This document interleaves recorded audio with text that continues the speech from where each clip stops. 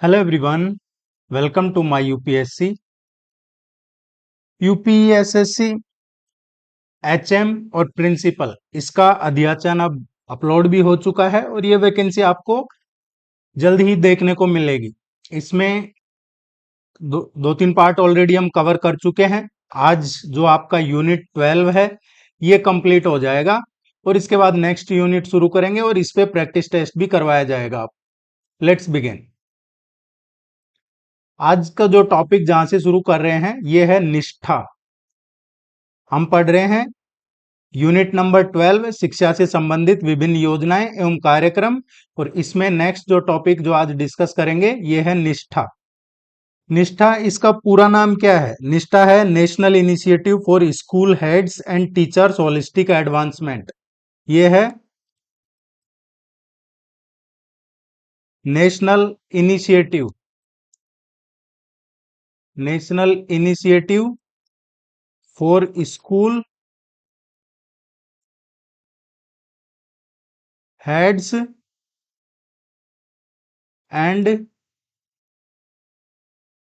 Teachers holistic advancement. National initiative for school heads and teachers holistic advancement ये निष्ठा का full form है। School प्रमुखों और शिक्षकों के समग्र विकास की राष्ट्रीय पहल। निष्ठा की फुल फॉर्म क्या है? स्कूल प्रमुखों और शिक्षकों के समग्र विकास की राष्ट्रीय पहल। अब इसकी जो शुभारंभ है ये कब किया गया था? निष्ठा इसको शुरुआत कब हुई थी इसकी निष्ठा की? ये 21 अगस्त को 21 अगस्त 2019 में 2019 में इसकी शुरुआत हुई थी। उत्तर प्रदेश का टारगेट कितना है? इसमें लक्ष्य कितना है? इसमें प्राथमिक और उच्च प्राथमिक शिक्षक ये शामिल हैं और वो है लगभग 8 से 10 लाख, 8 to 10 लाख प्राथमिक और उच्च प्राथमिक शिक्षक ये टारगेट है उत्तर प्रदेश का इसमें। और ये किससे संबंधित है? निष्ठा शिक्षक प्रशिक्षण से। उत्तर प्रदेश में शिक्षक प्रशिक्षण के लिए निष्ठा। मंच की बात करें इसका तो इसका जो ऑनलाइन ट्रेनिंग है ये जो टीचर्स ट्रेनिंग है इसके लिए प्लेटफॉर्म कौन सा है, मंच कौन सा है? तो ऑनलाइन ट्रेनिंग का है ये दीक्षा। कौन सा है? दीक्षा। दीक्षा को हम ऑलरेडी डिस्कस कर चुके हैं। दीक्षा प्लेटफॉर्म है, दीक्षा प्लेटफॉर्म। निष्ठा एफएलएन, निष्ठा एफएलएन ये 2.0 है और इसमें निपुण भारत जो मिशन है जो पहले डिस्कस हुआ उसके लिए बाल वाटिका से और कक्षा 5 के जो शिक्षक हैं उनका प्रशिक्षण है। निष्ठा एफएलएन 2.0 में क्या है? निपुण भारत के लिए, निपुण भारत के लिए इसमें बाल वाटिका से और क्लास 5th तक के जो शिक्षक हैं उनका प्रशिक्षण है। निष्ठा 3.0 की बात करें हम तो ये सेकेंडरी लेवल से संबंधित है। ये कब से शुरू किया गया? 2021 से, 21-22 से। और ये सेकेंडरी लेवल के लिए है, सेकेंडरी लेवल माध्यमिक शिक्षकों से संबंधित है ये। इसमें जो यूपीएससीईआरटी है इसकी क्या भूमिका है? निष्ठा मॉडल को अडॉप्ट करना ये इसकी भूमिका है। इसको अडॉप्ट करना, इसको अडॉप्ट करना ये इसका काम है, इसकी भूमिका है इसको अडॉप्ट करने में उत्तर प्रदेश के कॉन्टेक्स्ट में। इसमें जो इंपॉर्टेंट टॉपिक सब्जेक्ट्स हैं वो क्या है? ये चाइल्ड डेवलपमेंट, चाइल्ड या चिल्ड्रन डेवलपमेंट, बाल विकास, ये एक इसका प्रमुख विषय है। दूसरा एफएलएन है, इसके अलावा आईसीटी है और इसमें जो इंक्लूसिव एजुकेशन है, समावेशी शिक्षा, वो है। और एक आर्ट इंटीग्रेटेड एजुकेशन, ये इसके मेन सब्जेक्ट्स हैं। निष्ठा के मेन सब्जेक्ट्स क्या है?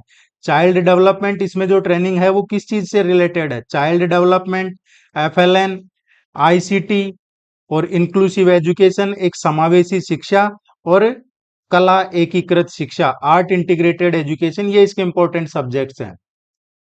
अब इसको डिटेल में देखते हैं। जिन साथियों ने कोर्स ज्वाइन करना नहीं किया है और कोर्स ज्वाइन करना चाहते हैं हमारा, तो वेबसाइट विजिट कर लीजिएगा या इस नंबर पे कांटेक्ट कर लीजिएगा। वैसे आपको उसका कोर्स ज्वाइन करने का लिंक है वो नीचे डिस्क्रिप्शन में कमेंट सेक्शन में मिल जाएगा।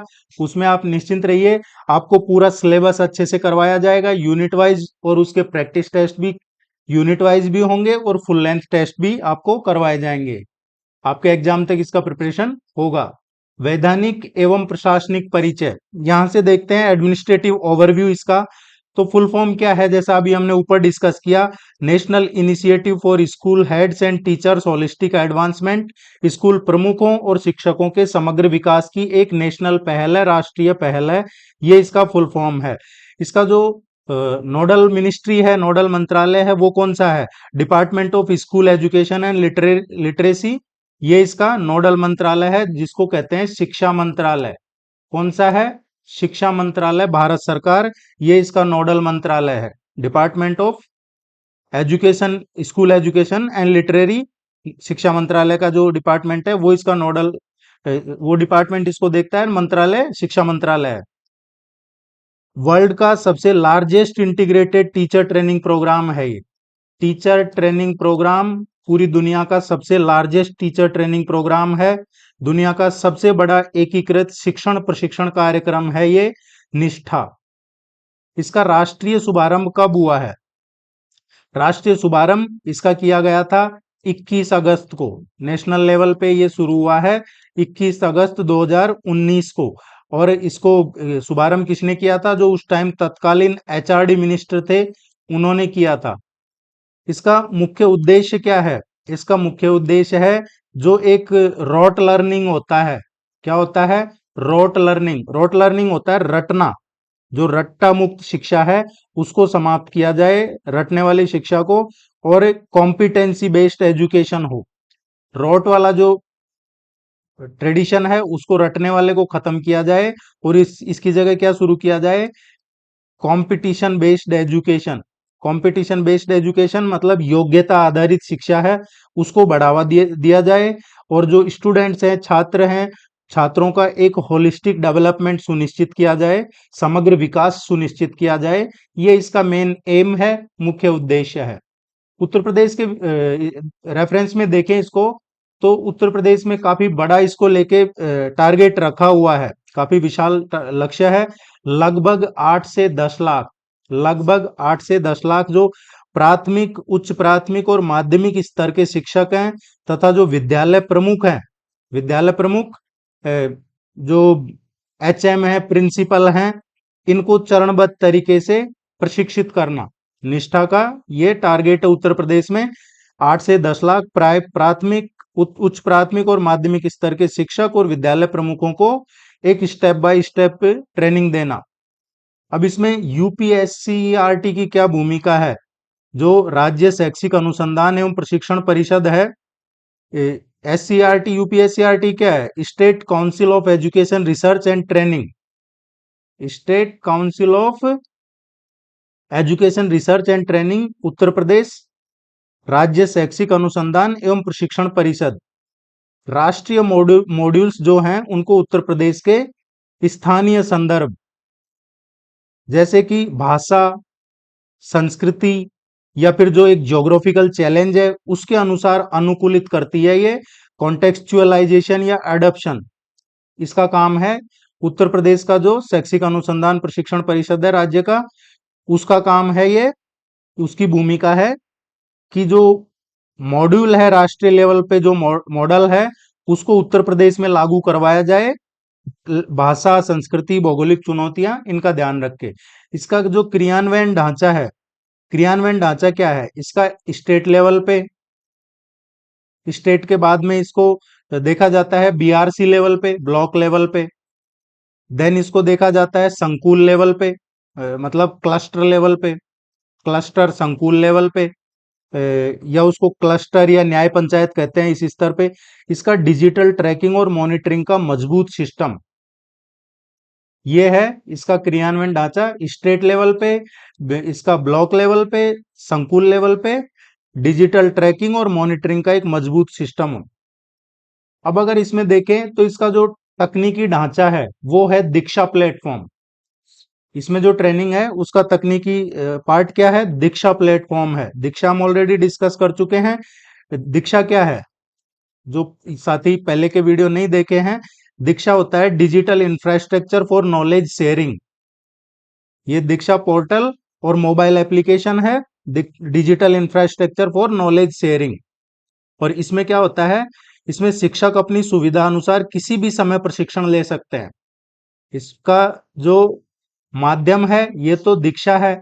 इसकी मुख्य विशेषताएं क्या है, इसकी जो मेन विशेषताएं हैं ये है एसिंक्रोनस लर्निंग। एसिंक्रोनस लर्निंग क्या होता है कि किसी भी समय एनी टाइम टीचर प्रशिक्षण ले सकते हैं, शिक्षक प्रशिक्षण ले सकते हैं। इसमें डिजिटल सर्टिफिकेशन होता है प्रत्येक मॉड्यूल पूरा करने पे। इसमें अलग अलग मॉड्यूल हैं जो हमने अभी ऊपर डिस्कस किए थे। उनमें से अगर एक मॉड्यूल पूरा कर लिया तो 70% या उससे अधिक अंक अगर उस मॉड्यूल में मिलते हैं तो एक ऑनलाइन ई सर्टिफिकेट मिलता है। 70% या 70% से ज्यादा आपने उसमें हासिल किए हैं मार्क्स उस पर्टिकुलर मॉड्यूल में, तो आपको ई सर्टिफिकेट मिलता है। इसमें क्यूआर बेस्ड टेक्स्ट बुक का भी है, हम चर्चा कर रहे हैं। जो निष्ठा का टेक्निकल पार्ट है दीक्षा, जहाँ ट्रेनिंग है, इसका क्यूआर कोड टेक्स्ट बुक है। और इसमें क्या होता है, जो पाठ्य पुस्तक है उनके क्यूआर कोड को दीक्षा से जोड़कर शिक्षक को और अधिक प्रभावी बनाना, यह है क्यूआर कोड टेक्स्ट बुक।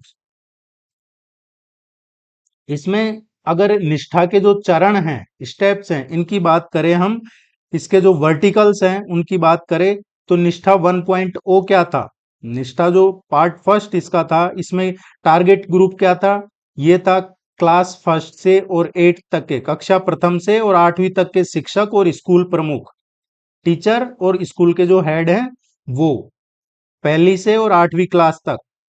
इसका मुख्य फोकस प्राथमिक स्तर पर शिक्षण जो पद्धति है उनको मजबूत करना था। मेन फोकस क्या था, प्राइमरी लेवल पे, प्राइमरी लेवल पे शिक्षण पद्धतियों को मजबूत किया जाए। अब इसमें इसका जो 2.0 आया है उसमें टारगेट किया है 9th से 12th तक का, 9वीं से 12वीं तक के शिक्षक और प्रधानाचार्य, इनको टारगेट किया गया है। ये टारगेट ग्रुप है इसमें। और इसमें जो मेन फोकस रखा गया है ये स्पेशल टीचिंग का, एक तो इसमें रखा है स्पेशल टीचिंग, और स्पेशल टीचिंग के अलावा जो इसमें मेन था आईसीटी, आईसीटी के अलावा फिर जो किशोर है, जो बच्चे हैं उनका मनोविज्ञान, ये 3 इसमें शामिल किए गए थे। अब इसका जो पार्ट 3 है, एफएलएन जो शामिल किया इसमें, एफएलएन क्या है, बुनियादी साक्षरता एवं संख्यात्मकता, ये होता है FLN, foundational literacy and numeracy. ये हम पहले जब पहला क्लास लिया था, जब हमने कहा था कि इसको ध्यान रखना, ये आगे आपके काम आएगा। और अब हम एफएलएन यूज ले रहे हैं। शुरू के क्लास में हमने पूरा foundational literacy and numeracy use किया था, लेकिन अब एफएलएन, एफएलएन मतलब बुनियादी साक्षरता एवं संख्यात्मकता। तो इसमें 3.0 में किसको टारगेट किया है, इसमें प्री प्राइमरी, प्री प्राइमरी मतलब जो बाल वाटिका है, प्री प्राइमरी जो बाल वाटिका है वहां से और क्लास 5th तक, उसको टारगेट किया गया है। और इसमें जो मुख्य फोकस है वो है एफएलएन। एग्जाम में ये क्वेश्चन आने के पूरे पूरे चांस है। निष्ठा 3.0 के इसमें पूरा टारगेट एफएलएन। और एफएलएन मतलब होता है निपुण भारत। निपुण भारत जो है, निपुण भारत मिशन, उसमें इसी पे फोकस है ज्यादातर, बुनियादी साक्षरता एवं संख्यात्मकता। तो निपुण भारत मिशन को टारगेट किया है 3.0 में।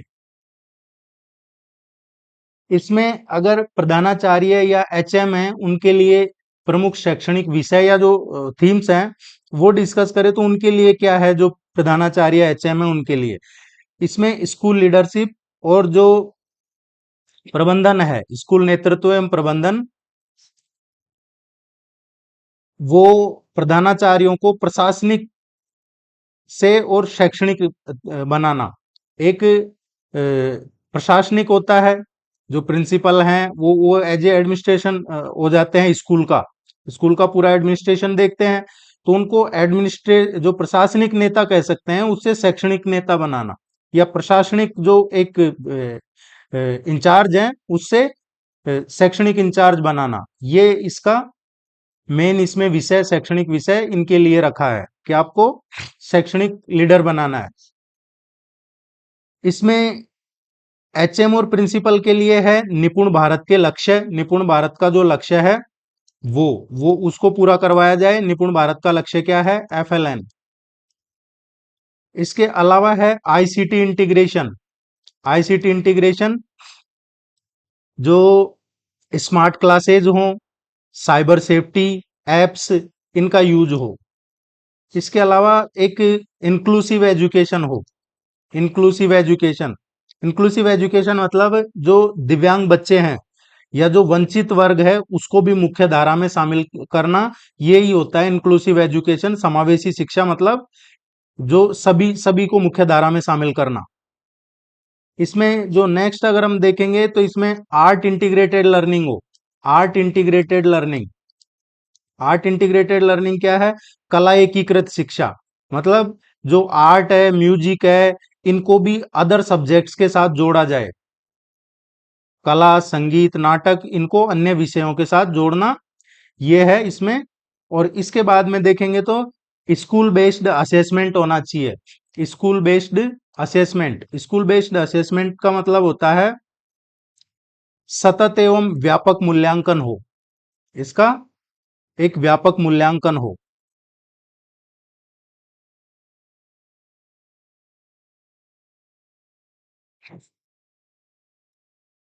इसमें देखिए जो दीक्षा है, एग्जाम में अगर हमसे पूछा जाए कि एक तो पूछा जा सकता है हमसे निष्ठा 2.0 किसके लिए है, निष्ठा 2.0 किसके लिए है, तो 9th से 12th। दूसरा हमसे पूछा जा सकता है इस टॉपिक से कि जो निष्ठा है, निष्ठा का सॉफ्टवेयर बैकबोन क्या है, तो दीक्षा है। दीक्षा ये बैकबोन है निष्ठा का सॉफ्टवेयर बैकबोन। और एक अच्छे लीडर का काम केवल कोर्स पूरा करवाना ही नहीं, बल्कि पूरे स्टाफ की जो प्रगति है, जो पूरा स्टाफ है उसकी प्रगति को दीक्षा डैशबोर्ड है उस पर ट्रैक करना भी है एक अच्छे एचएम या प्रिंसिपल का काम। नेक्स्ट टॉपिक देखते हैं, समग्र शिक्षा।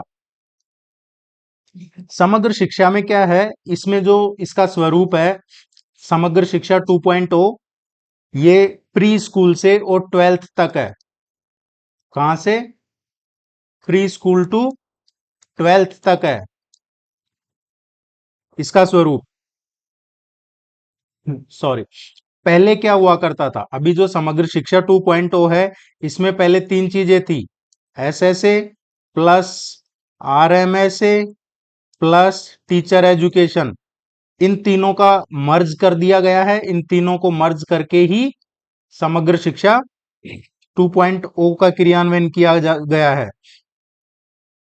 इसका जो कार्यकाल है समग्र शिक्षा 2.0 का, देखिए 2021-22 से और अभी प्रेजेंट तक, 2021-22 से और अभी प्रेजेंट तक, इसका अभी प्रेजेंट में जो चल रहा है इसका एक्सटेंडेड फेज चल रहा है। इसको 21-22 तक था, लेकिन कैबिनेट ने क्या किया अभी रिसेंटली, 31 मार्च 2026 इस तक के लिए मंजूरी दी थी इसको। और अभी वर्तमान में 6 महीने का एक्सटेंशन दिया गया है। 21-22 के बाद इसको कैबिनेट ने 31 मार्च 2026 तक के लिए मंजूरी दे दी गई थी, लेकिन अभी प्रेजेंट में नई नीति संशोधन आएगा इसका समग्र शिक्षा 2.0, जब तक के लिए इसको 6 मंथ का एक्सटेंशन दिया हुआ है। तो इसमें कुछ अपडेट होगा तो हम आपके साथ अपडेट शेयर करेंगे। और ये एक्सटेंशन क्यों दिया है? ताकि राज्यों को फंड मिलता रहे। एक्सटेंशन दिया ही इसलिए, अगर एक्सटेंशन नहीं दिया जाता है तो फंड फिर जारी नहीं होता है, फंड मिलता रहे इसलिए एक्सटेंशन दिया गया है। उत्तर प्रदेश में कवरेज की बात करें इसकी, तो जो इसका ऑफिशियल आंकड़ा है वो इसमें लगभग 400 लाख के आसपास है। 4 करोड़ छात्र इसमें, इसमें लगभग 4.14 सीआर स्टूडेंट्स और लगभग 15 लाख टीचर्स, ये 4.14 करोड़ तो है स्टूडेंट्स, और ये है 15 लाख टीचर। यूपी में इसका जो नोडल है वो समग्र शिक्षा राज्य, इसका नोडल है। उत्तर प्रदेश में समग्र शिक्षा, यूपी लखनऊ। एक केजीबीवी है। केजीबीवी क्या है? कस्तूरबा गांधी बालिका विद्यालय। कस्तूरबा गांधी बालिका विद्यालय, ये है केजीबीवी। उत्तर प्रदेश में जो बालिका आवासीय विद्यालय हैं, राज्य के मूल रूप से हैं लगभग 750 के आसपास हैं उत्तर प्रदेश में। ये कस्तूरबा गांधी बालिका विद्यालय लगभग 750 के आसपास है, और कई को क्लास 9 से 12th तक इसमें अपग्रेड भी किया जा रहा है। इसमें जो कस्तूरबा गांधी बालिका विद्यालय हैं, इनमें से कई को क्लास 9 से और 12th तक इसको अपग्रेड किया जा रहा है। इसमें से लगभग 400 के आसपास 434 को अप्रूवल भी मिल चुका है। टोटल जो है 750 के आसपास है, एग्जैक्ट वो 746 है, 746। और 746 में से 434 को अपग्रेड का अप्रूवल मिल चुका है, और कुछ हैं जो कंप्लीट हो चुके हैं बाकी। और एनरोलमेंट की बात की जाए इसमें, कस्तूरबा गांधी बालिका विद्यालय तो लगभग 78,000 के आसपास गर्ल्स है इसमें। लगभग 78,500 के आसपास गर्ल्स इसमें एनरोल हैं। आईसीटी देखें, हम पढ़ रहे हैं समग्र शिक्षा 2.0। आईसीटी तो उत्तर प्रदेश के 1 लाख से अधिक स्कूलों में आईसीटी या डिजिटल इनिशिएटिव, लगभग 1.38 लाख स्कूल्स हैं उनमें, उनसे अधिक में आईसीटी डिजिटल इनिशिएटिव, ये है इसका आईसीटी पार्ट। अभी डिटेल में डिस्कस करेंगे, आपको एक बार ओवरव्यू बता देते हैं, फिर आप डिटेल में जब उसको चर्चा करेंगे तो अच्छे से उसको आपको ध्यान में रहेगा। पीएम श्री देखें तो उत्तर प्रदेश के जो सेलेक्टेड जो स्कूल हैं, इनको मॉडल स्कूल बनाया जा रहा है पीएम श्री के तहत। पीएम श्री के तहत उत्तर प्रदेश में कुछ चयनित स्कूल हैं, इनको मॉडल स्कूल बनाना, ये इसमें पीएम श्री है। और किसके तहत? जो नेशनल एजुकेशन पॉलिसी है 2020, उसमें जिक्र है पीएम श्री का, उसके तहत देश भर के कुल लगभग 14,500 स्कूल चुने जाने हैं पीएम श्री में। पीएम श्री में पूरे देश से लगभग 14,500 स्कूल चुने जाने हैं। इनमें से उत्तर प्रदेश में से अब तक लगभग 1700 से 1800 के आसपास 1700-1800 स्कूलों का चयन किया जा चुका है चरणबद्ध तरीके से, और ये देश के किसी भी राज्य में अब तक की सबसे ज्यादा नंबर है। और पीएम श्री है ये प्रधानमंत्री स्कूल फॉर राइजिंग इंडिया। प्रधानमंत्री स्कूल फॉर राइजिंग इंडिया, ये इसकी फुल फॉर्म है पीएम श्री की। ये नेशनल एजुकेशन पॉलिसी 2020 के मॉडल स्कूल्स हैं। विद्यांजलि की बात करें तो विद्यांजलि ये समग्र शिक्षा प्लेटफॉर्म,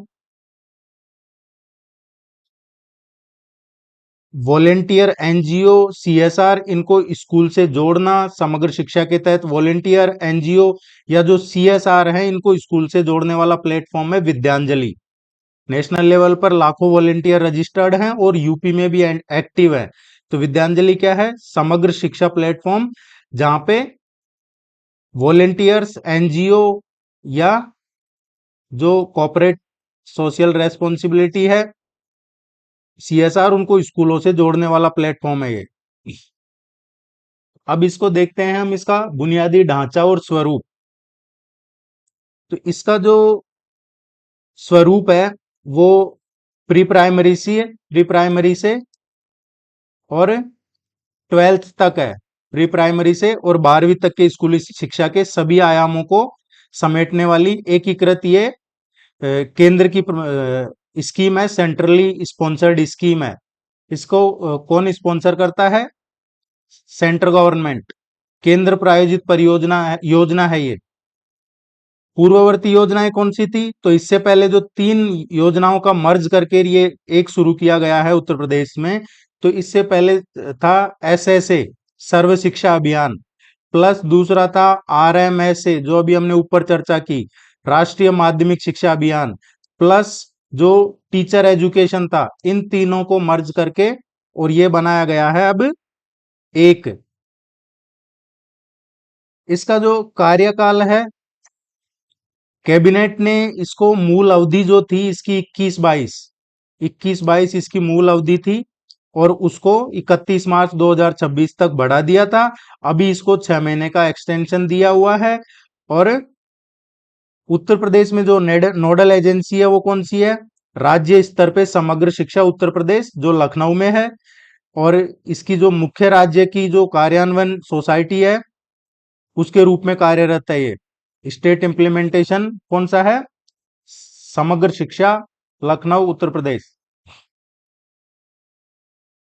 उत्तर प्रदेश में इसका कवरेज है, उसकी चर्चा करें तो काफी व्यापक कवरेज है इसका। देखिए, इसमें राज्य के लगभग 2.5 लाख 2.54 2.5 लाख के आसपास स्कूल अब इसमें सरकारी, एडेड, निजी सभी कैटेगरीज के शामिल है। इसमें जो 2.5 लाख के आसपास स्कूल हैं इनमें सभी शामिल हैं।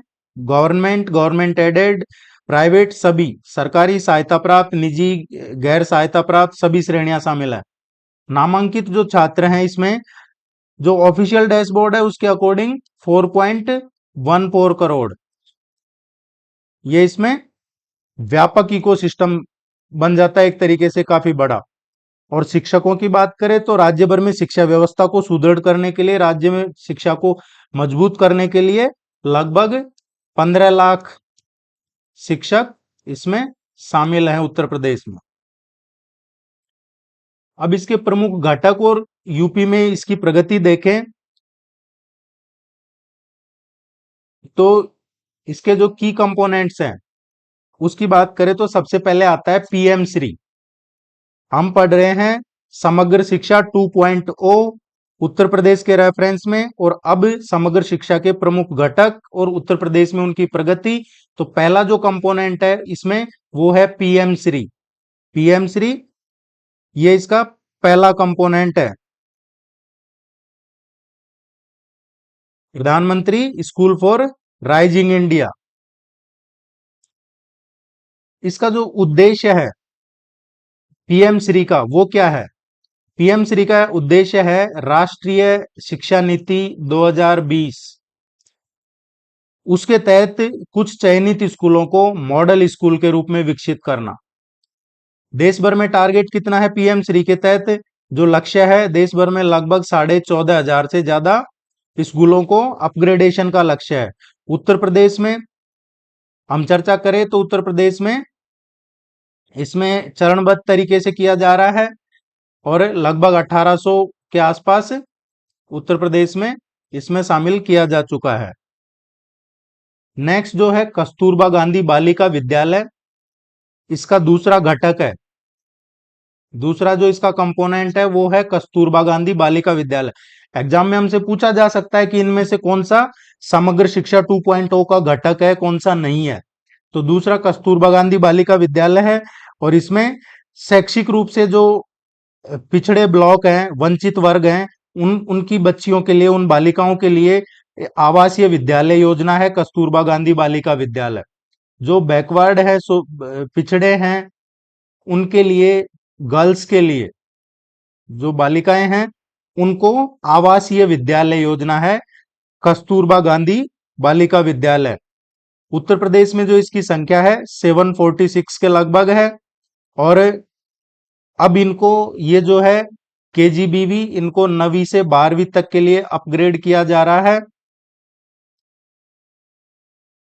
और अभी प्रेजेंट में हमने ऊपर पढ़ा लगभग 78,500 इसमें एनरोल है। आईसीटी और डिजिटल पहल, ये इसका तीसरा कंपोनेंट है, आईसीटी और डिजिटल पहल।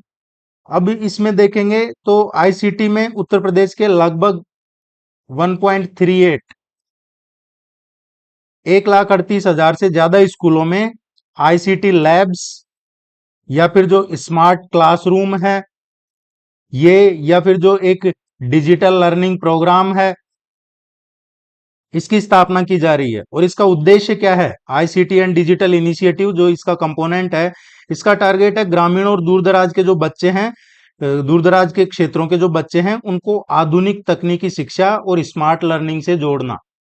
नेक्स्ट जो चौथा कंपोनेंट है इसका, विद्यांजलि।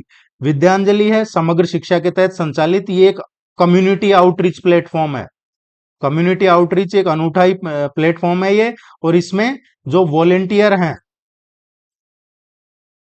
वॉलेंटियर्स जो स्वयं सेवक हैं, या फिर जो सरकारी संगठन है, एनजीओ, या जो कॉरपोरेट सामाजिक उत्तरदायित्व सीएसआर, उनको सीधे सरकारी स्कूलों से जोड़ा जाता है थ्रू विद्यांजलि प्लेटफॉर्म। राष्ट्रीय स्तर पे भी इसके कई एक्टिव हैं और उत्तर प्रदेश में भी सक्रिय रूप से ये योगदान कर रहा है।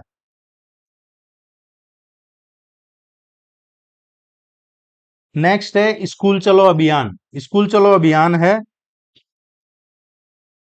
इसमें इसका जो स्वरूप देखेंगे हम, तो ये एक एनुअल एनरोलमेंट अभियान है। स्कूल चलो अभियान क्या है? वार्षिक, ये एनुअल प्रोग्राम है, वार्षिक नामांकन अभियान है, और यूपी बेसिक एजुकेशन डिपार्टमेंट उसका है ये। इसमें जो आधार है इसका, बेस क्या है इसका? Constitution, right to education act 2009। और वो क्या कहता है? 6 से 14 साल के बच्चों, वर्ष के सभी बच्चों का नामांकन। तो ये है स्कूल चलो अभियान। यूपी में इसकी शुरुआत यूपी में इसकी शुरुआत हर साल जो सेशन चलता है, सत्र चलता है, उसमें की जाती है। जून जुलाई वाला जो सत्र है उसमें। प्रमुख कार्य क्या है? इसमें प्रमुख कार्य होते हैं घर घर सर्वे, घर घर जाके और सर्वे, और जो ड्रॉप आउट हैं उनको पहचानना, और फिर उनका वापस से नामांकन करना। कुछ बच्चे जो ड्रॉप आउट हो गए हैं या स्कूल नहीं आ रहे हैं, उनका एनरोल करवाना। इसमें बीएसए की क्या भूमिका है? बीएसए जो जिला बेसिक शिक्षा अधिकारी है, बीएसए इसमें उसका नेतृत्व होता है, बीएसए का नेतृत्व होता है इसमें। ग्राम शिक्षा समिति है, ये ग्राम पंचायत के स्तर पर शिक्षा समिति की भूमिका ग्राम शिक्षा समिति निभाती है। इसमें टारगेट वर्ग कौन सा है? टारगेट वर्ग जो हमने चर्चा किया, ड्रॉप आउट, या फिर इसमें जो गर्ल्स हैं, या फिर जो एससी एसटी है, या जो दिव्यांग हैं, या जो प्रवासी बच्चे हैं, वो इसमें टारगेट वर्ग है। इसका बुनियादी ढांचा और स्वरूप जो देखें हम स्कूल चलो अभियान का, तो इसमें इसका जो स्वरूप है, ये उत्तर प्रदेश सरकार का बेसिक शिक्षा विभाग, इसके द्वारा वार्षिक नामांकन और जन जागरूकता अभियान है। संवैधानिक अधिकार, राइट टू एजुकेशन एक्ट 2009 ये है। इसके तहत 6 से 14 साल के बच्चों के लिए अनिवार्य और मुफ्त स्कूली शिक्षा सुनिश्चित करना इसका मुख्य कानूनी अधिकार है। इसमें दो फेस होते हैं, दो चरण। एक तो 1 अप्रैल से और 15 अप्रैल तक, और जो दूसरा होता है वो 1 जुलाई से और 15 जुलाई तक। 1 अप्रैल से 15 अप्रैल और 1 जुलाई से 15 जुलाई, ये दो सत्र होते हैं, क्योंकि शैक्षणिक सत्र की शुरुआत यहां से होती है अप्रैल से, और फिर जुलाई में पुनः स्कूल खुलने पर नामांकन को 100% किया जाए, ये इसमें रहता है। अभी ये प्रथम चरण है और ये इसका दूसरा चरण है। रिसेंटली इसमें जो अभी प्रेजेंट का सत्र की बात करें 2026-27, अभी इसमें जो दूसरा चरण है इसका राज्यव्यापी पूरे स्टेट लेवल पे उत्तर प्रदेश में पूरे राज्य में इसको शुभारंभ किया गया है। उत्तर प्रदेश के जो चीफ मिनिस्टर हैं योगी आदित्यनाथ जी, उनके द्वारा। और कब किया है? 1 जुलाई को, 1 जुलाई 2026 को, 1 जुलाई 2026 को ये इसका जो दूसरा चरण है इसका शुभारंभ किया गया था। और कहां से किया गया था? ये सहारनपुर से किया गया था। ये जो शुभारंभ किया गया है चीफ मिनिस्टर ने जो 1 जुलाई को, ये कहां से किया है?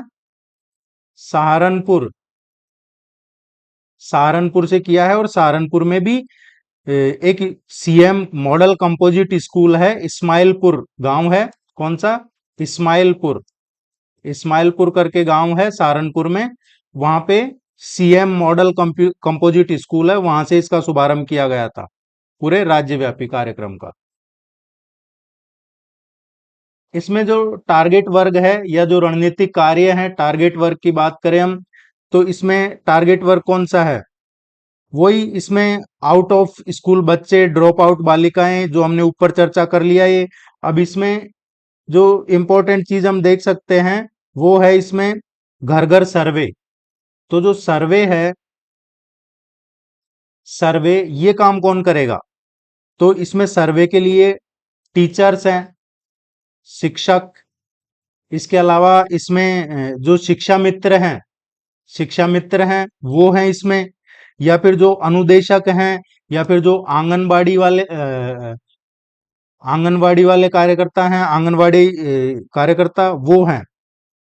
शिक्षक, शिक्षा मित्र, अनुदेशक, आंगनबाड़ी कार्यकर्ता, इनके द्वारा हर वार्ड या गांव में घर घर जाकर इन बच्चों का डेटाबेस तैयार किया जाता है। और जो बाल वाटिका और कक्षा 1 है, उसमें 3 साल के बच्चों को बाल वाटिका और 6 साल के बच्चों को सीधा क्लास 1 में, ये ध्यान रखना है। इसमें एक और चीज है कि जो इसमें जन जागरूकता के लिए स्कूल चलो भविष्य पढ़ो और पढ़ेगा यूपी तभी तो बढ़ेगा यूपी, इस तरीके के नारे भी इसमें काम आते हैं। इसमें एक डीबीटी और है, वो भी एग्जाम पॉइंट ऑफ व्यू से इंपॉर्टेंट है। डीबीटी, जो नामांकित बच्चे हैं उनके अभिभावकों के बैंक खातों में स्कूल यूनिफॉर्म, शू, सॉक या स्टेशनरी, जूते, मोजे, स्टेशनरी, यूनिफॉर्म, इसके लिए 1200 रुपए की राशि सीधे ट्रांसफर की जाती है उनके अभिभावकों के खाते में। ये 1200 का डेटा जरूर ध्यान रखना है, एग्जाम में पूछा जा सकता है। इसमें कुछ अपडेट होगा तो जिन साथियों ने चैनल को सब्सक्राइब कर रखा है या फिर जो साथी हमारा कोर्स ज्वाइन कर रखे हैं वो तो अपडेट हो जाएंगे, तो ये काम कर लीजिएगा। और जिन साथियों को कोर्स ज्वाइन करना है अभी, तो वेबसाइट विजिट कर लीजिए या इस नंबर पे कांटेक्ट कर लीजिएगा। आपका पूरा सिलेबस कंप्लीट करवाया जाएगा, यूनिट वाइज नोट्स प्रोवाइड करवाए जाएंगे और इसके प्रैक्टिस टेस्ट भी सफिशिएंट करवाए जाएंगे आपको।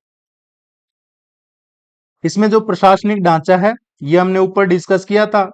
राज्य स्तर पे इसमें देखें तो जो डीजीएसई है, डीजीएसई, डीजीएसई कौन है? राज्य स्तर पर जो डायरेक्टर जनरल है स्कूल एजुकेशन के, महानिदेशक स्कूल शिक्षा और बेसिक शिक्षा निदेशक इस अभियान की निगरानी करते हैं। और डिस्ट्रिक्ट लेवल पे कौन करते हैं? तो डिस्ट्रिक्ट लेवल पे जो जिला बेसिक शिक्षा अधिकारी हैं वो करते हैं। और ब्लॉक स्तर पे जो बीईओ है वो देखते हैं इसको। इसमें ग्राम शिक्षा समिति है, विद्यालय ग्राम शिक्षा समिति, तो ग्राम प्रधान अध्यक्ष होते हैं इसके, ग्राम शिक्षा समिति के जो ग्राम प्रधान है उनकी अध्यक्षता में ग्राम पंचायत स्तर पे ग्राम शिक्षा समिति, और स्कूल स्तर पे जो स्कूल लेवल पे होता है एसएमसी, स्कूल मैनेजमेंट कमेटी, वो एक मुख्य रीढ़ की हड्डी है इसका। बाकी तो इसमें जो स्थानीय जनप्रतिनिधि हैं, एएनएम है, आशा हैं, या जो एसएचजी है, स्वयं सहायता ग्रुप, उनको शामिल करके एक सरकारी योजना के बजाय इसको जन आंदोलन रूप दिया जा रहा है। यूपी में एनसीसी, एनएसएस और अदर कार्यक्रम। उत्तर प्रदेश में एनसीसी, राष्ट्रीय कैडेट कोर। राष्ट्रीय कैडेट कोर की बात करें उत्तर प्रदेश में, तो देखिए इसकी जो स्थापना हुई थी national cadet corps, cadet corps act 1948 के तहत हुई थी। 1948 में हुई थी। किस एक्ट के तहत? नेशनल कैडेट कॉर्प्स एक्ट के तहत। मंत्रालय कौन सा है इसका नोडल? तो जो डिफेंस मिनिस्ट्री है, रक्षा मंत्रालय, वो इसका नोडल मंत्रालय होता है। इसका आदर्श वाक्य क्या है? एनसीसी की बात कर रहे हैं हम, आदर्श वाक्य है इसका unity and discipline, unity and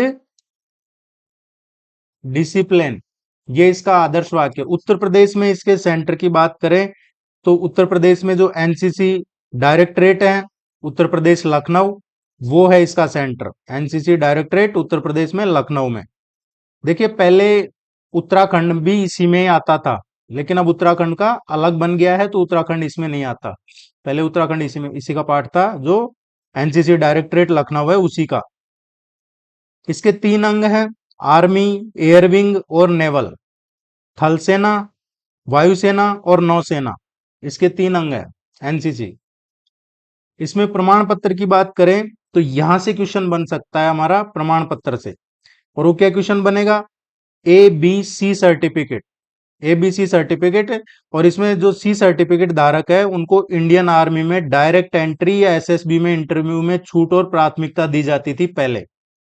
जो सी सर्टिफिकेट धारक हैं उनको चाहे आप डायरेक्ट रिक्रूटमेंट जो हो रहा है, डायरेक्ट एंट्री या फिर एसएसबी में इंटरव्यू हो रहा है, उसमें छूट और उनको प्रायोरिटी दी जाती थी। लेकिन अब जब आया है अग्निवीर, जो अग्निवीर आ गया है, अग्निवीर योजना के आने के बाद में इन नियमों में बदलाव हो चुका है।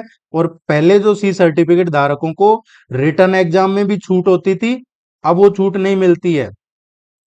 लिखित परीक्षा पूरी तरह से माफ नहीं होती है। पहले उनको जिनके पास ये सी सर्टिफिकेट होता था, एबीसी सर्टिफिकेट होते हैं, जिनके पास सी सर्टिफिकेट होता था उनको रिटर्न एग्जाम में पूरी तरह छूट मिलती थी, लेकिन अब पूरी तरह छूट नहीं मिलती है। लेकिन उनको कुछ एक्स्ट्रा मार्क्स दिए जाते हैं। जैसे जो अग्निवीर जीडी है, जनरल ड्यूटी या फिर क्लर्क एग्जाम है, इसमें 25 मार्क्स बोनस दिए जाते हैं उनको। एसएसबी है, एनसीसी स्पेशल एंट्री हो या फिर अधिकारी रैंक हो, डायरेक्ट इंटरव्यू में छूट अभी भी है। जो इंटरव्यू एसएसबी का एनसीसी में स्पेशल एंट्री या जो अधिकारी रैंक के लिए होता है, उसमें इंटरव्यू में तो अभी भी छूट लागू है। लेकिन अग्निवीर आने के बाद रिटर्न में छूट नहीं है, लेकिन ये सी सर्टिफिकेट वालों को 20 से 25 मार्क्स अभी एक्स्ट्रा दिए जाते हैं। जैसे अग्निवीर जीडी है, अग्निवीर जीडी को अग्निवीर जीडी को दिए जाते हैं 20 बोनस मार्क्स। इसके अलावा जो क्लर्क या टेक्निकल या ट्रेड्समैन है, क्लर्क टेक्निकल, उसको 15 मार्क्स एक्स्ट्रा दिए जाते हैं। और जो रिपब्लिक डे परेड में अगर किसी ने भाग लिया है, रिपब्लिक डे परेड में, तो उसको 25 मार्क्स मैक्सिमम दिए जाते हैं। ये आपको ध्यान रखना है। एनसीसी डे नवंबर 4th संडे, नवंबर का 4th संडे ये है, नवंबर का चौथा रविवार एनसीसी डे। विद्यालयों में बात करें तो जो हाई स्कूल हैं, इंटरमीडिएट हैं, इनमें एनसीसी यूनिट है, हाई स्कूल और इंटरमीडिएट में। और ये जिम्मेदारी किसकी है? प्रिंसिपल की जिम्मेदारी है, प्रिंसिपल की जिम्मेदारी है ये। आर्मी एमओयू की बात करें तो एनसीसी जो सी सर्टिफिकेट धारक हैं उनको इंडियन आर्मी में आर्मी एमओयू है, इसके तहत ये छूट मिलती है। जो अभी हम बात कर रहे हैं बोनस, ये इसी के तहत। अब बात करते हैं हम राष्ट्रीय सेवा योजना, राष्ट्रीय सेवा योजना की।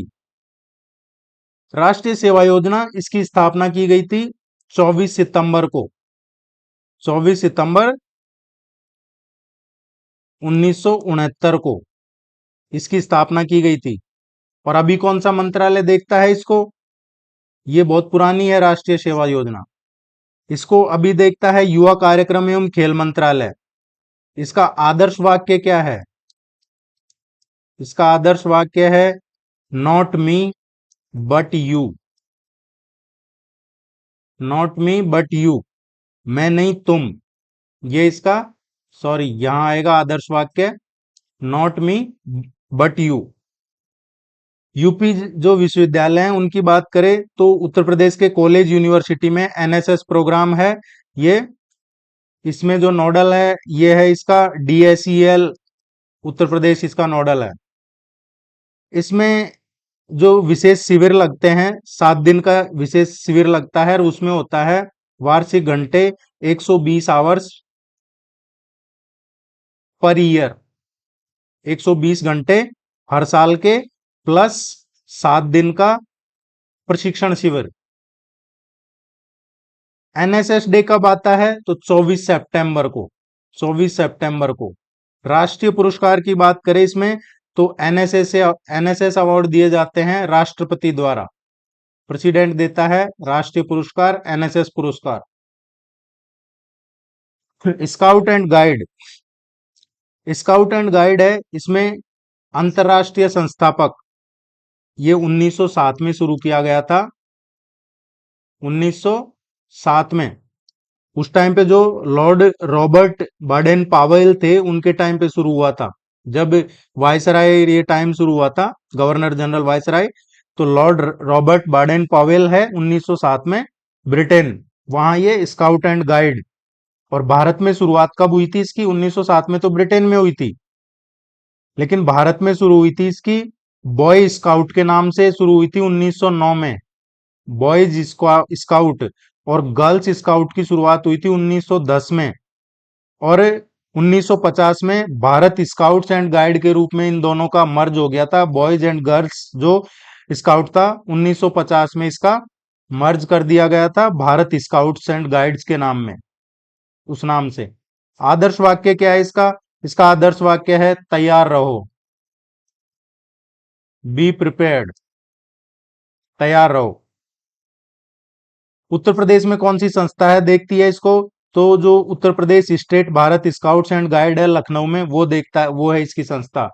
कक्षाएं, तो इसमें कक्षाओं का देखेंगे तो जो 5 से 10 या 10 से 17 या 17 से 25, तीन कैटेगरी है इसमें। एक बना रखा है कैटेगरी कब या बुलबुल, कब या बुलबुल। और दूसरी कैटेगरी बना रखी है स्काउट या गाइड। और तीसरी कैटेगरी बना रखी है इसमें रोवर या रेंजर। ये तीन कैटेगरी बना रखी है इसमें कक्षाओं की। अब जो कब या बुलबुल कैटेगरी है, इसमें क्या आता है? 5 से 10 साल, 5 से 10। और जो स्काउट गाइड है ये 10 से 17 है। और जो रेंजर, रोवर रेंजर है इसमें 17 से 25। हम देख रहे हैं इसकी कक्षाएं। प्रेसिडेंट अवार्ड की बात करें तो राष्ट्रपति अवार्ड, इसमें राज्य पुरस्कार, राष्ट्रपति अवार्ड, ये दिए जाते हैं इसमें। सर्वोच्च राष्ट्रपति और राज्य अवार्ड भी दिया जाता है इसमें।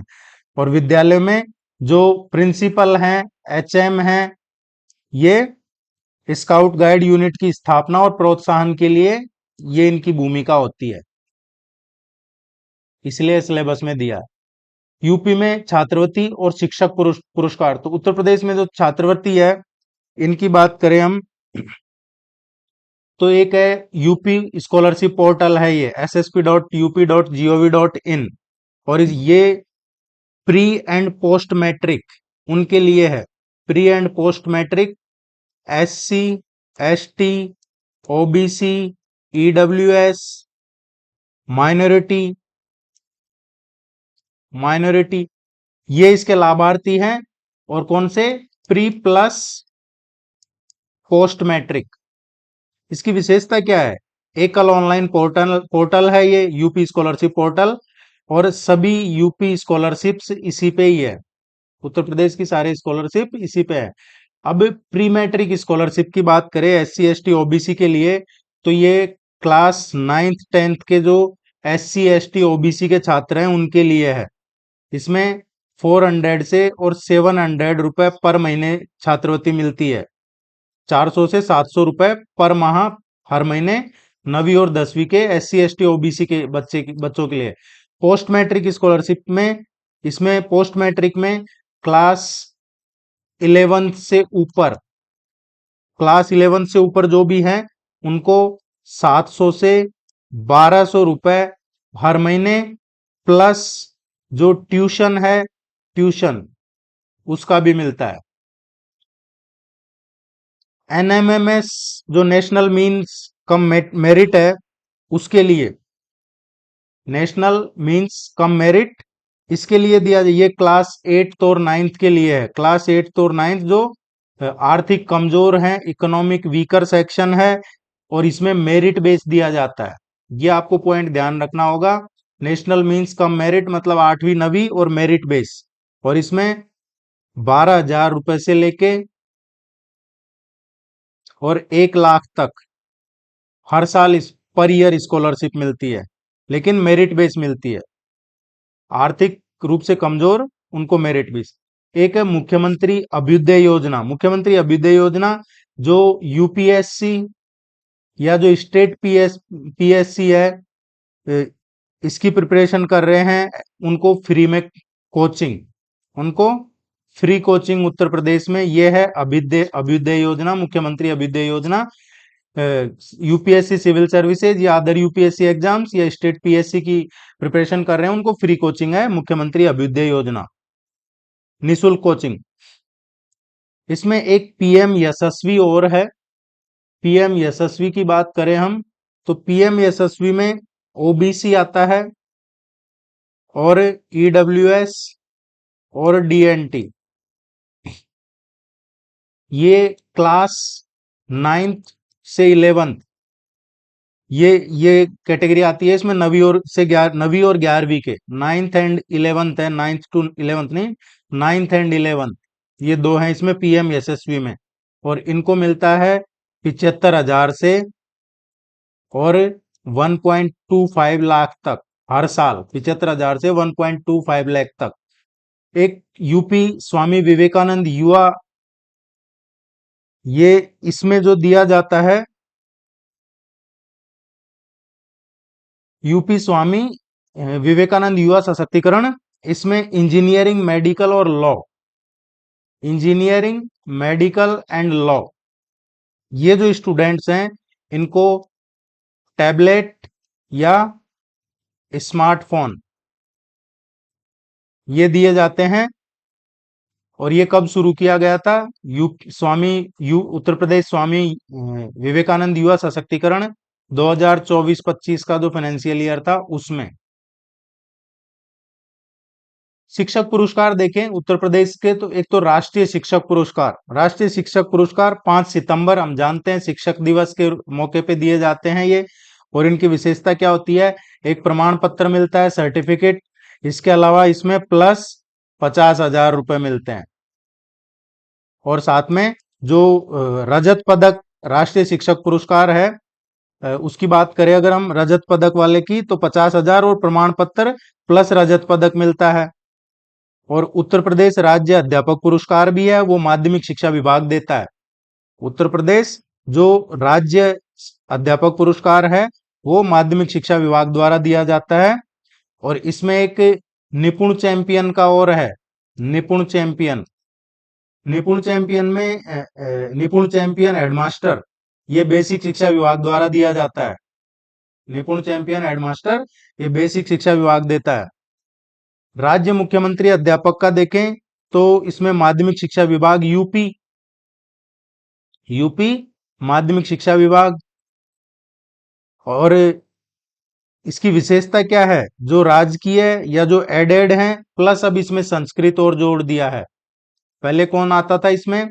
गवर्नमेंट प्लस गवर्नमेंट एडेड जो सहायता प्राप्त है, अब इसमें संस्कृत भी जोड़ दिया है, संस्कृत स्कूल भी इसमें शामिल कर लिए गए हैं। तो अब ये सभी के लिए हो गया है। निपुण चैंपियन हेडमास्टर जिसकी हम बात कर रहे थे, निपुण चैंपियन एचएम, ये यूपी बेसिक शिक्षा विभाग, यूपी बेसिक शिक्षा विभाग। और इसमें 25,000 रुपए प्लस एक शैक्षिक भ्रमण, एक जो ट्यूर है वो मिलता है। और ये टोटल 400 टीचर्स को मिलता है हर साल।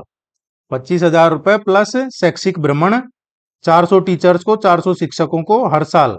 बाल पुरस्कार यूपी की बात करें तो ये यूपी गवर्नमेंट देती है, यूपी गवर्नमेंट देती है, यूपी सरकार।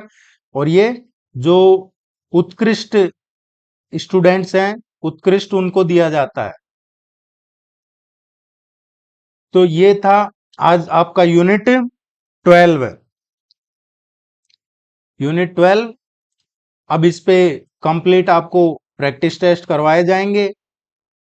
और इसमें और कोई टॉपिक अगर रहा होगा, वैसे तो कवर हो गए हैं, लेकिन रहा होगा तो प्रैक्टिस टेस्ट में कवर कर लेंगे। आगे जब आपके एग्जाम से 1 महीना बाकी रहेगा तब रिवीजन जो करवाएंगे उसमें कवर कर लिया जाएगा। कुछ भी एक भी पॉइंट आपका नहीं छूटेगा।